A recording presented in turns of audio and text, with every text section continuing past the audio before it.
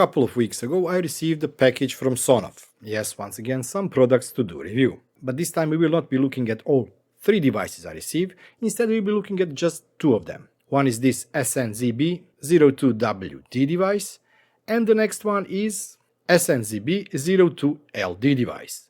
They are similar, but they are also very different. We'll start in a couple of seconds.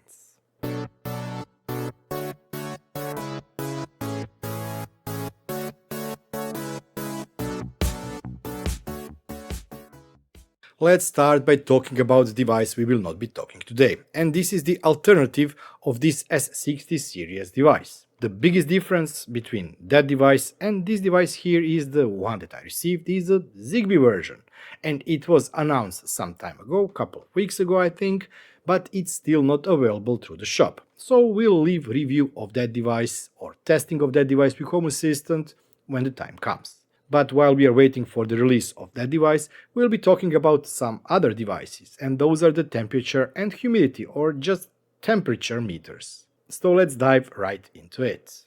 Let's start by testing. At that setup where I was recording the devices, unboxing and also adding them to Home Assistant, I do not have Zigbee to MQTT. So I didn't test Zigbee to MQTT compatibility. All the testing I did on the not EV-Link, just ZHA. Yeah, I've been changing my setup a bit, and that location where I did all the testing and recording doesn't have Zigbee to MQTT and also doesn't have any compatible EV-Link hubs. While I do not doubt that EV-Link has support for all 2 or 3 devices, let's check out what happened with the Home Assistant. But before that, let's dive into unboxing.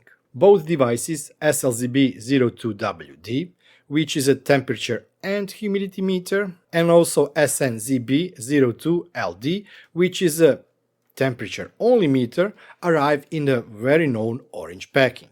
And I do love Sonoff devices in orange packing because that means the devices are Zigbee and that you can hook them up directly to Home Assistant without the need to use some kind of a proprietary Sonoff ecosystem. But before that, let's check what's included in the boxes. In the box, you get everything that you will need to run the devices. And that means the device itself, which has battery pre-installed, but be careful because the batteries are not standard. Yeah, I was quite surprised to find those batteries inside, but because of the size of the battery, I also know that this is the reason why Sonoff is claiming 2 years battery life with display. And this is the big difference. Yes, we have a lot of devices running on the CR2032 batteries, but those devices do not have displays on them. These 2 devices do. The device should update every 5 seconds. Remember, this is a battery-powered device, and updating data every 5 seconds puts a lot of strain on the battery. There was no way for me to speed up the time to tell you if the battery actually is working 2 years or not, but I do believe that it will run at least 1 year, if not more. While the devices have the same package, this is where the similarity between the 02LD version and 02WD version ends. 02WD version is the temperature and humidity meter without external temperature sensor that is using some kind of semi-transparent or semi-breathable membrane inside that allows air or temperature to come in but stopping the water or keeping the water out. This is why the rating for both devices, actually this one has an opening, the other one doesn't have, is IP65. If you translate IP65 in your daily usage, it means that, for example, you can leave this device inside your bedroom and it should work correctly. Also, this device is advertised to be used outside. So, for example, you can leave it on a light rain.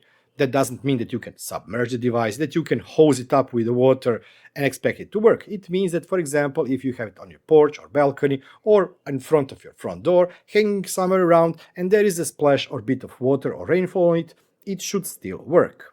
And as it says, it should work between the temperature of minus 20 degrees centigrade up to 60 degrees centigrade.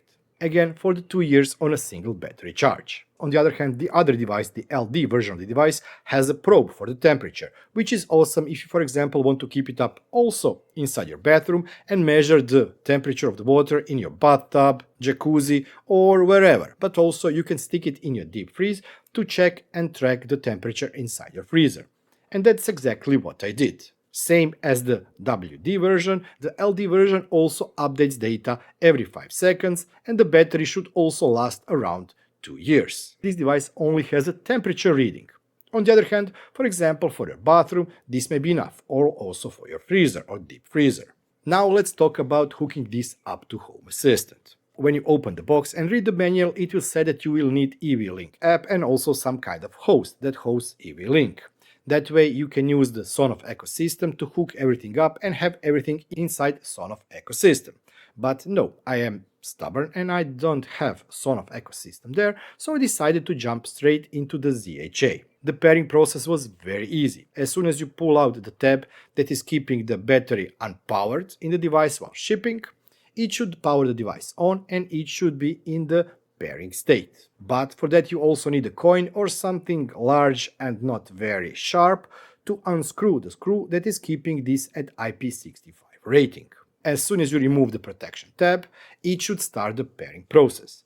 Go to your Home Assistant. If you're using ZHA, go to Integrations page, click on plus sign to add new device or new integration, then click on Add New Zigbee Device. And in a couple of seconds, yes, those both devices are added to Home Assistant and they are fully compatible.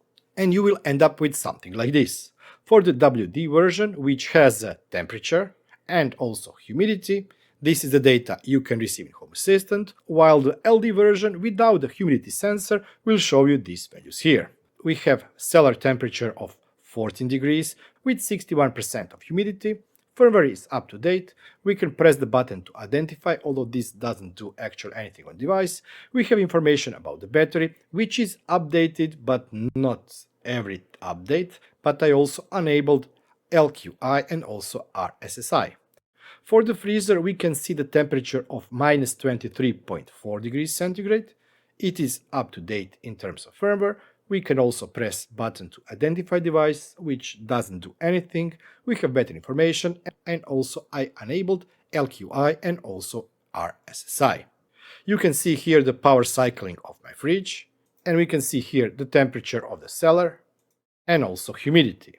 Overall, these are the typical Sonoff devices. They work as advertised, they are relatively cheap. These ones are great because they also have display, although the question is, do you really need a display on the freezer, because you will be also monitoring the temperature inside the Home Assistant, so you can get the notification there. But it has, so we can use it to see at a glance what is the temperature inside the fridge. Are there any pros or cons of these devices? What I like about devices is the simplicity. They are simple, they do exactly what you expect them to do.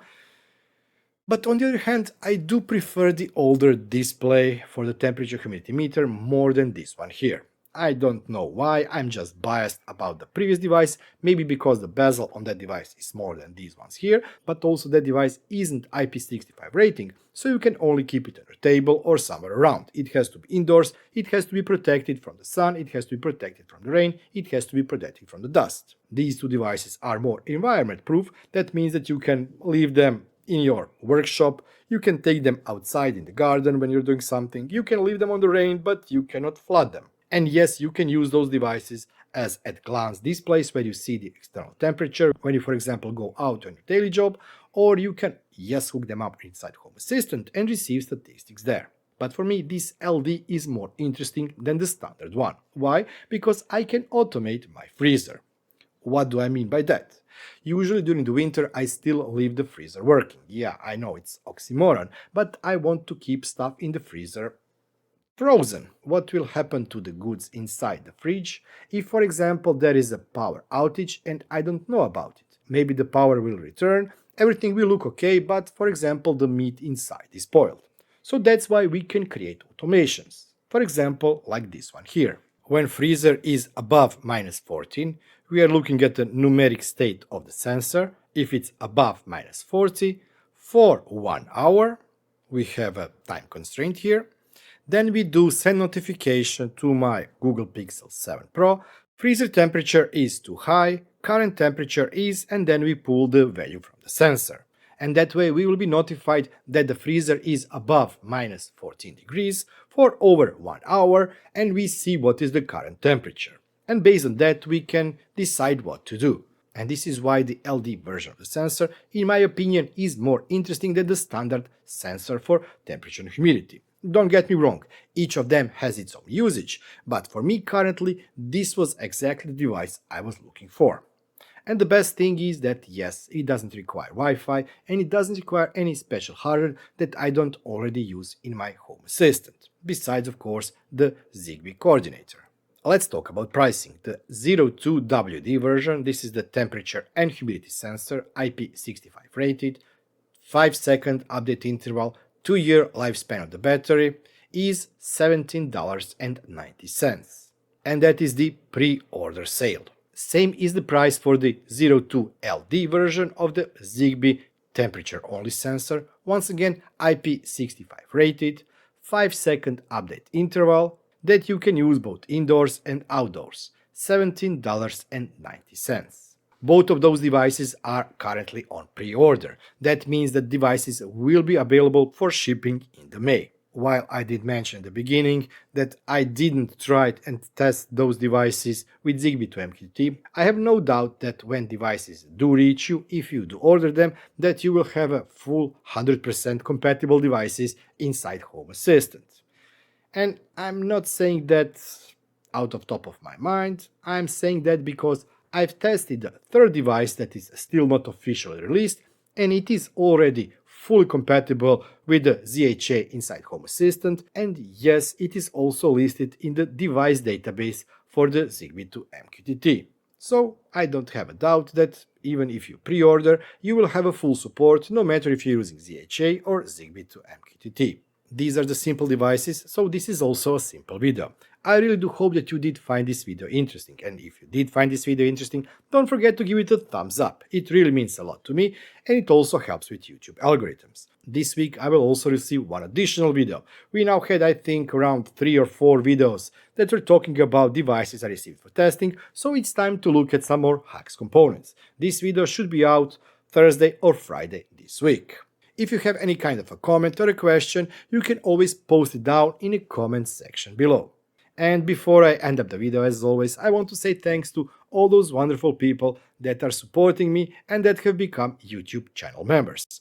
Thank you all for all of your support. But let's not forget each and every one of you who has watched, shared, liked and commented on my videos.